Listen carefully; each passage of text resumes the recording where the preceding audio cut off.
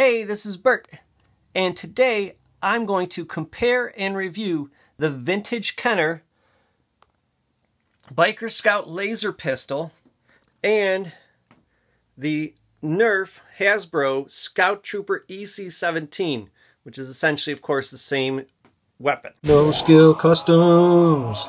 This is the Kenner one, and my box has seen better days, but it displays well enough, and it's got some nice Biker Scout imagery on the back. Definitely one of those, when I found out that this thing existed, I couldn't believe that they made a toy of this. Biker Scouts, to me, have always been one of the coolest designs that Lucasfilm ever came up with. And I love their laser pistol here. So don't worry, this thing has been unboxed before. I'm not opening up a brand new vintage toy here. But we're going to take a look at this, and we're going to check it out side by side next to the Biker Scout laser pistol that Hasbro made, the EC-17. Vintage one has a couple other interesting features about the packaging. One is it has a hole right through both sides, so you can actually look through the scope while it's in the package. Another feature I love is that this photo of the Biker Scout on the back has been edited. I believe they had a dude wear black gloves and hold the toy, so you can see it's got the red tip there. I believe that's what's going on here. Either that, or maybe they just cropped out the toy, but it looks like the glove and the weapon itself are both actually faked by Kenner there. So I thought that was kind of a cool feature. Now it does have a laser sound feature.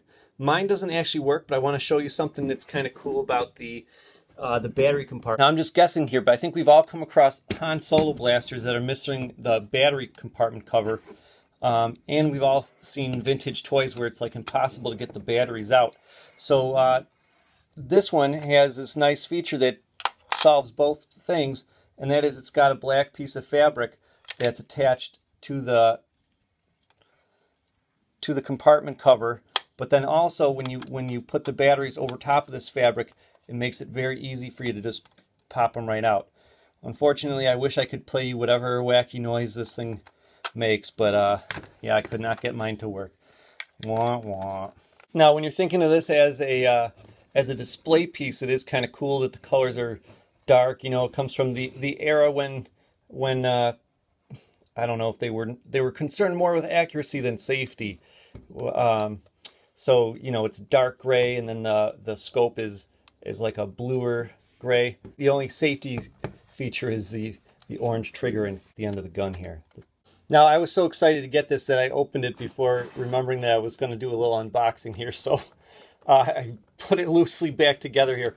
But you can see this one is less designed for coolness on your display shelf and a little bit more functionality.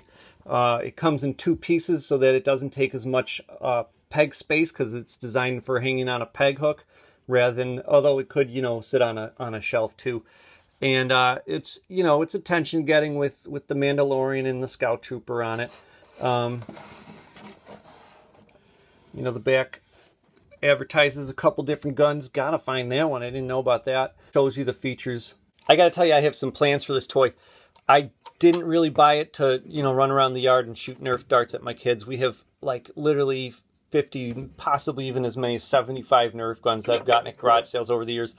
I'm hoping to find some more at garage sales, but really this piece I was hoping to paint like a prop. So you'll see I'm not attaching this all the way. I imagine once it's on there pretty good. So I don't want to attach the scope on the side. I want to be able to get to all these little inner details and stuff when I'm painting this thing. In fact, due to space considerations, I had to choose. Oh my gosh, that's dusty. Sorry. I had to choose between owning vintage cool Kenner toys or trying to buy like Rubies and Hasbro toys and just make them look like props. Okay, the prop replicas was not an option, so I went with the prop option just because I didn't like the fluorescent green of the Boba Fett gun. So once I repainted that, I kind of felt like I had to just stick with all my toys looking like real movie props. So that's what I'm going for with this Scout pistol. In fact, the Biker Scout pistol, the vintage one, it's the only one I kept because I just love it so very, very much. Now this one doesn't make any sounds or anything like that. Its feature is really just the Nerf dart feature. So we'll test that out here. I feel like Nerf has kind of like a rule now where they only give you as many darts as the toy can hold, which is, you know, I don't know. I'd love more darts, but I get it.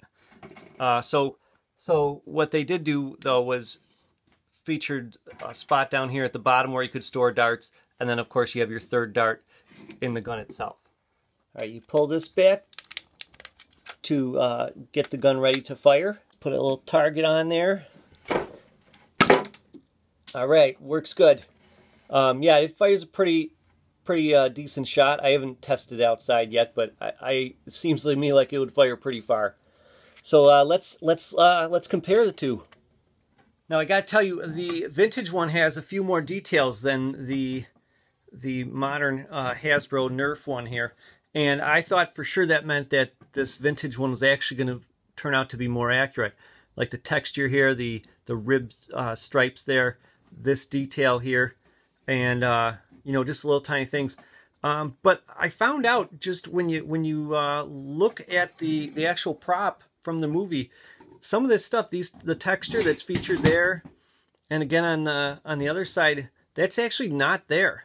And this piece right here that's kind of small, if you look on the Nerf one, it's rather big, and that's actually pretty true to the prop as well. Other things that I noticed, this is kind of flattened. It's hard to say from the shots of the prop I could find whether this kind of flattened out curved area is correct or this more rounded, fuller one is correct. But they're both pretty comparable. The one thing that really throws off the Nerf gun though is, of course, the fact that it's designed to hold Nerf bullets. So the tip is much less accurate.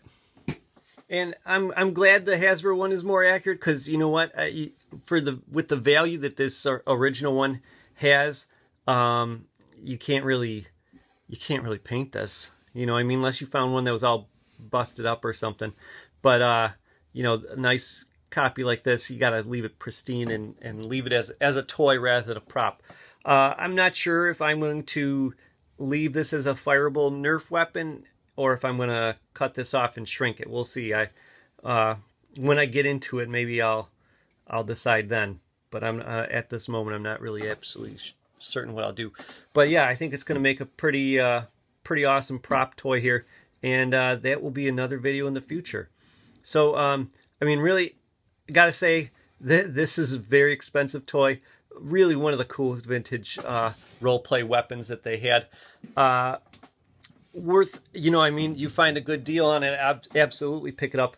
But for the Nerf weapon, for 15 bucks, if you want a decent Biker Scout gun, I mean, essentially, I haven't done this to all my old prop replicas, but I'm gonna shave off the word Star Wars. I'm gonna get rid of the Star Wars there and there. I'm gonna get rid of all this text and all these warnings. That's not important, right? And of course the raised Nerf logo here. I'm going to get rid of all that stuff to make it super accurate, but really this gun doesn't even really require weathering. If you look in the movie, they're pretty nice. Those Biker Scouts take good care of their guns. So I'm probably just going to spray paint this a flat black overall.